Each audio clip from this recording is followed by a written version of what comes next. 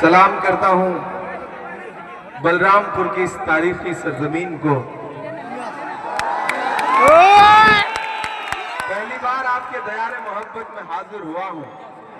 बहुत दिन से सोचता था कि किसी मौके पे आपसे मुलाकात के लिए आऊंगा, लेकिन नसीब में शायद इसी वक्त आपसे मिलना लिखा था।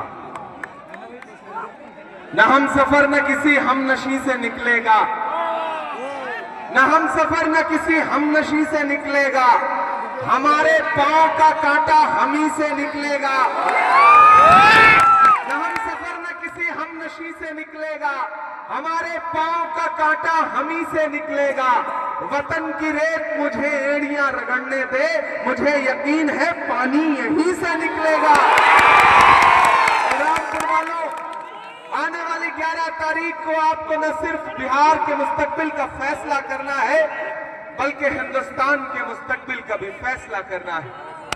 अगर आपको लगता है कि ये चुनाव सिर्फ एक असेंबली का चुनाव है, तो आप बहुत छोटा सोच रहे हैं।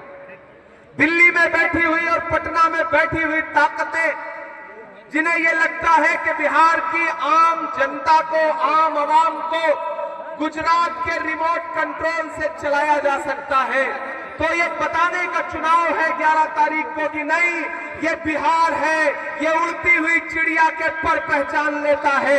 इसे गुजरात के व्यापारी नहीं चलाएंगे, बल्कि इसे बिहारी चलाएंगे। ये बताने का चुनाव है साथियों। और आज आपसे मुलाकात के लिए आया हूं और ये कहने आया हूं कि कॉमरेड महबूब आलम साहब आपके अपने हैं, आपके घर के हैं। पिछले 35-40 साल से जो इनकी खिदमत वाली जिंदगी है, उसको आपने देखा है। लेकिन इस बीच कुछ नए नए बरसाती मेहमान आए हैं। एक पूरी वसूली गैंग है, और उस गैंग का जो कलेक्शन एजेंट है, वो आपके बीच में घूम घूम करके कह रहा है कि नहीं, महबूब साहब से तो सवाल पूछना है, महबूब साहब से तो सवाल पूछना है। महबूब का मतलब समझते हैं आप? मतलब महबूब, महबूबा नहीं, महबूब। ये आपके प्रति लोगों की मोहब्बत भी है। महबूब ही दिल के करीब होता है।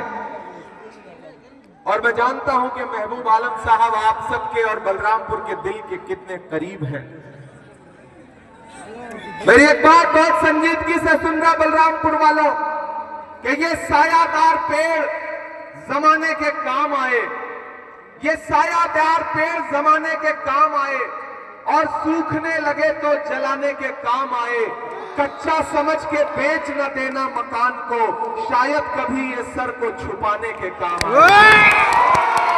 मेरे भाई, एक शख्स जो पूरी सादगी के साथ, मैंने दिल्ली में बैठ करके, इलाहाबाद में बैठ करके जब भी बलरामपुर के एमएलए की तस्वीर देखी, तो ये देखा कि एक आदमी अपनी गोद में बच्चों को उठाए, लोगों के बीच में कभी स्टेशन पर बैठा हुआ तो कभी हाट में बैठा हुआ, चाय की दुकानों पर भूजा खा रहा है, पंता भात खा रहा है। ऐसा लगता ही है, ऐसा लगता है कि जैसे आपके बीच में कोई आपका बेटा है, आपका भाई है, आपके परिवार का हिस्सा है। और आज कुछ नए लोग आए हैं, आपको गुलाबी उर्दू में समझा रहे हैं कि क़यादत खड़ी करो।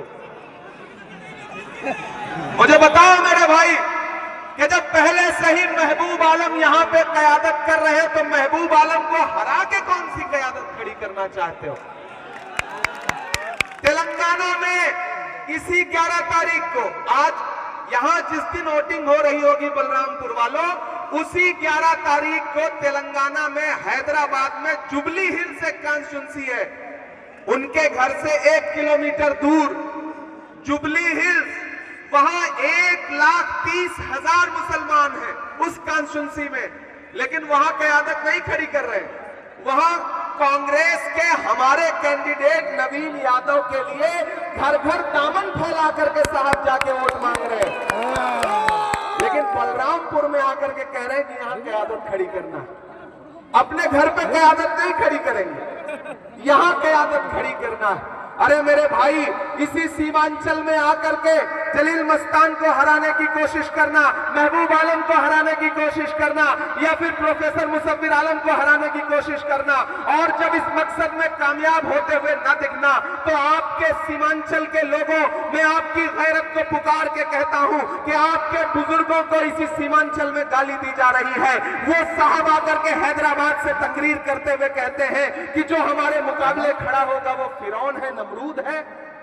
मैं आपकी गैरत को पुकार के पूछता हूं कि अगर आप उनको वोट नहीं देंगे तो आप फिरौन हो गए, नमरूद हो गए। इससे बड़ी भी कोई गाली हो सकती है क्या? किसी ईमान वाले के लिए इससे बड़ी गाली नहीं हो सकती कि उसको फिरौन कहा जाए। अरे महबूब आलम, आपकी सियासत के खिलाफ खड़े हैं तो आप गरीब जनता के इस रहनुमा को फिरौन बताओगे? वोट देने वाले नौजवानों को फिरौन बताओगे, नमरूद बताओगे? ये नफरत की सियासत है, ये गालीबाजी है, और इस गालीबाजी का विरोध सीमांचल वालों आपको करना पड़ेगा। इससे पहले भी चुनाव होते रहे हैं, इससे पहले भी एक दूसरे के खिलाफ लोग चुनाव लड़ते रहे हैं, लेकिन क्या कभी फेसबुक पे इस तरह किसी को गाली देते हुए देखा है आपने? बताओ मुझे, देखा है आपने? जो उनके खिलाफ खड़ा है उसको कहेंगे कि दरी बिछा रहा है। यही कहते हैं ना कि दरी बिछाने वाली गैंग है। अरे आप तेलंगाना में हमारी सरकार है, हमारे कैंडिडेट के खिलाफ कैंडिडेट ना उतार करके आप उसके लिए वोट मांग रहे हो, तो इसका मतलब आप वहां कांग्रेस की दरी बिछा रहे हो। बिछा रहे हो या नहीं बिछा रहे हो? अदावत है, सियासत है, परिंदा है, शिकारी है। अदावत है, सियासत है, परिंदा है, शिकारी है, मगर इन सारी चीजों पर मोहब्बत अब भी भारी है। महबूब आलम आपके बुजुर्ग हैं, आपके घर के बड़े हैं, अपने बड़ों को शर्मिंदा मत करो। अगर बाहर से आया हुआ कोई मेहमान तुम्हारे लीडरों पर तंज करे, तुम्हारे लीडरों को तभी जुबान में गुलाबी उर्दू में गाली देने की कोशिश करे, तो ऐसे रहनुमाओं से कह दो कि मेरे भाई, महबूब आलम वो है कि अगर हमारे घर में किसी को बुखार हुआ या हमारे घर में कोई बीमार हुआ तो हमने जब चाहा महबूब आलम को फोन लगा लिया। हमारे घर पे कोई परेशानी हुई तो अपने फटे चप्पल के साथ, फटे कुर्ते के साथ महबूब आलम हमारे सामने बैठा मिला। हो सकता है किसी बात पे अपनों से नाराजगी हो सकता है किसी बात पे गुस्सा हो, लेकिन मरहम की लालच में अपनी दुखती रग का पता दुश्मन को देना होशमंदी नहीं है, बेवकूफी है। याद रखना मेरी इस बात को नौजवान साथियों, ये तुम्हारी मोहब्बत का इम्तिहान भी है। वो आपको आकर के बताएंगे कि नहीं डिप्टी सीएम, तो मैं ऐलान कर रहा हूं, आप महबूब भाई को एमएलए बना करके भेजिए, क्या पता आने वाला डिप्टी सीएम ही आपके सामने खड़ा हो। ऐसा भी तो हो सकता है।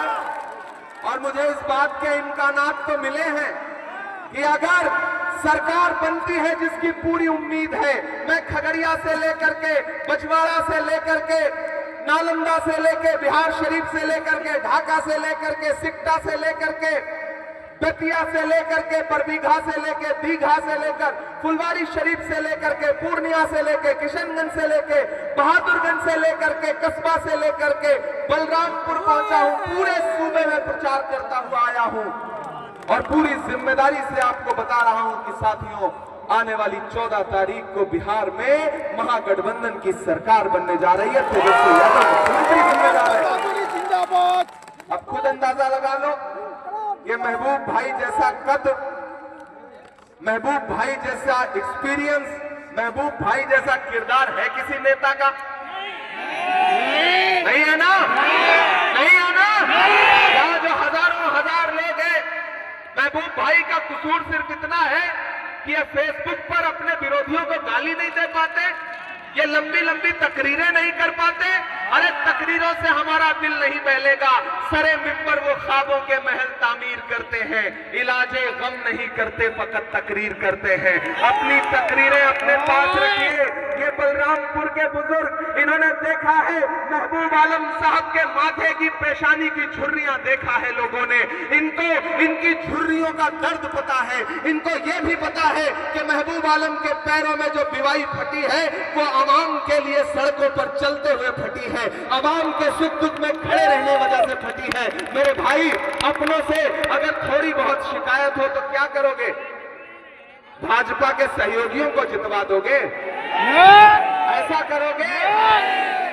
तो याद रखना मेरी इस बात को कि मुझे राहुल जी ने, तेजस्वी जी ने, दीपांकर भट्टाचार्य जी ने, मुकेश जी ने, आईपी गुप्ता जी ने, सबने कहा कि इमरान भाई महबूब आलम जब असेंबली में खड़े होते हैं तो वो दिखते बड़े सीधे साधे हैं, लेकिन जब बोलना शुरू करते हैं ना तो अच्छे अच्छे सम्राट चौधरी का मुरेठा खुल जाता है। इसलिए महबूब आलम का जीत करके असेंबली पहुंचना बहुत जरूरी है।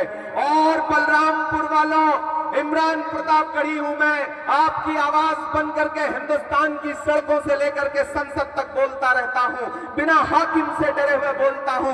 खुदा ने जब मुझे शायरी की सलाहियत दी तो मैंने महबूबा के जुल्फ और आंचल पर शेर नहीं कहे, बल्कि नजीब की मां के आंसुओं के लिए नज्म पढ़ी, मैंने फलस्तीन के लिए नज्म पढ़ी, मैंने लोगों के दर्द गुनगुनाए। मुझे भी गाली दी जाती है, मुझको भी गाली देते हैं और कहते हैं कि नहीं नहीं ये तो सेकुलरिज्म की बात करता है। अरे मेरे भाई, मुल्क जिस मुहाने पर खड़ा है, सब समाजों को साथ लेकर के चलने की जरूरत है। यही तो भाजपा चाहती है कि एक तरफ 80% लोग खड़े हो जाएं, एक तरफ 20% लोग खड़े हो जाएं, दोनों की दुकान चलती रहे और इसमें जो अमन पसंद लोग हैं वो परेशान हो जाएं। इसलिए अपने दानिश्वर लोगों से, इस शहर के, इस गांव के, इस कस्बे के पढ़े लिखे लोगों से, नौजवानों से, माओ बहनों से यह कहना चाहता हूं कि ये लड़ाई सिर्फ एक विधायक हराने जिताने की नहीं है। पिछली बार जीते तो थे 5 विधायक, 4 चले गए, बाद में 4 चले गए आरजेडी के साथ। तो ये क़यादत खड़ी करने का जो नारा है वो इस बार नहीं चलने वाला सीमांचल में। बलरामपुर वालों, महबूब भाई को जिता करके असेंबली पहुंचाइए। मैंने कहा ना, क्या पता डिप्टी सीएम ही आपके सामने खड़ा हो। सरकार बनने जा रही है, महागठबंधन ऐलान कर रहा है कि सरकार बनते ही बिहार के हर परिवार के एक सदस्य को सरकारी नौकरी देने की कोशिश की जाएगी। यहाँ माएं बहनें खड़ी हैं। अभी कल ही हमारे मुख्यमंत्री के चेहरे तेजस्वी यादव जी ने ऐलान किया है कि जैसे ही सरकार बनेगी 14 जनवरी को हर महिला के, हर खातून के, हर औरत के अकाउंट में 30,000 रुपए एक साथ सरकार देने का काम करेगी और 25 लाख रुपए का इलाज का बीमा फ्री रहेगा। आपको एम्स में जाकर के, पटना जाकर के भटकना नहीं पड़ेगा, आपका इलाज फ्री रहेगा। इसलिए साथियों, आपसे गुजारिश है कि इधर उधर बटिए मत, इधर उधर भटकिए मत। बहुत बुलंद फजा में तेरी पतंग सही, मुझे पता है मगर डोर किसके हाथ में है। कम बोला है, ज्यादा समझना। लोगों का काम सिर्फ वसूली करना है। आपने सैकड़ों वीडियो सीमांचल के टिकटार्थियों के देखे होंगे कि लोगों ने ये कहा कि हमसे पैसा ले लिया, हमसे पैसा ले लिया। सैकड़ों इल्जामात हैं उनके ऊपर। ऐसा आदमी जो बिना कुछ बने पैसा वसूल ले रहा है, बन गया तो क्या करेगा? बातें कर रहे थे बड़ी बड़ी। मैंने तो उनके रियासती सत्र का एक वीडियो देखा जिसमें वो कह रहे हैं कि 1 करोड़ रुपए से ज्यादा तो हेलीकॉप्टर पे खर्चा होगा। कौन देगा? सीमांचल के लोगों को देना पड़ेगा। अरे हम तो सोच रहे थे कि हैदराबाद से आ रहे हो तो निजाम सरकार के यहाँ से हेलीकॉप्टर में कुछ खजाना लेकर के आओगे ताकि यहाँ की आवाम का भला हो सके, लेकिन आप खजाना लेकर नहीं आए हो, बल्कि अपने हेलीकॉप्टर का तेल भी सीमांचल के लोगों की जेब से निकाल करके ना चलबो, ना चलबो, ना चलबे, ना चलबो। सिर्फ महबूब आलम, झंडा ऊपर, झंडा ऊपर, झंडा ऊपर। तो साथियों, याद रखना, इधर उधर कहीं जाना नहीं है। और ये भाजपा वाले और उनके साथी आए तो उनसे पूछना कि कहां सोया है।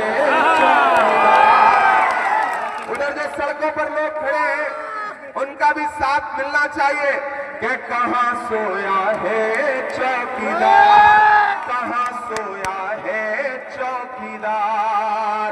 अब बिहार में बन जाएगा की तेजस्वी सरकार, कहाँ सोया है चौकीदार, कहाँ सोया है चौकीदार। के चाय बेचने वाला पूरा भारत बेच रहा है। इसी काम में हासिल उसे महारत बेच रहा है। कि रेल बिक गई, तेल बिक गया, बिका हवाई अड्डा। तैयार रहना अगली लाइन पे। कि रेल बिक गई, तेल बिक गया, बिका हवाई अड्डा। सब कुछ बिकता देख के खुश है अपने जेपी नड्डा। क्या जनता महंगाई की मारी करती हाहाकार, कहाँ सोया है चौकीदार, कहाँ सोया है चौकीदार। बलरामपुर वालों आखिरी 4 लाइनें पढ़ के जा रहा हूं क्योंकि अगले प्रोग्राम के लिए पहुंचना है। कि दायरे में सिमट के आएगा। ये जो लोग आकर के तंज कर रहे हैं कि नहीं नहीं महबूब आलम साहब की तो उम्र हो गई, उन्हें बताओ कि शेर बूढ़ा नहीं हुआ है, नहीं हुआ है। और बलरामपुर वाले अपने घर के बुजुर्गों के बारे में भला बुरा सुनना बंद करो। इलेक्शन होते रहेंगे, इलेक्शन लड़ते रहेंगे लोग, लेकिन कोई बरसाती मेहमान आकर के आपके घर के बुजुर्गों के बारे में कुछ भला बुरा कहे तो उसकी जबान पकड़ो और उससे कहो कि नहीं, हम सीमांचल के लोग हैं, मेहमान नवाज लोग हैं, कुछ नहीं बोलेंगे। लेकिन हमारे घर के बुजुर्गों को फिरौन और नमरूद कहना बंद करो, उन्हें गाली देना बंद करो। ये करना पड़ेगा आपको, बिल्कुल करना पड़ेगा। नहीं करिएगा तो कोई भी कहीं से 1000 किलोमीटर दूर से आके मुंह उठा करके कुछ भी बोल के चला जाएगा। ये इजाजत मत दो, सियासत आती जाती रहेगी। दायरे में सिमट के आएगा, हर रवायत से हट के आएगा। आंधियों को जरा खबर कर दो, आंधियों को जरा खबर कर दो, शेर वापस पलट के आएगा।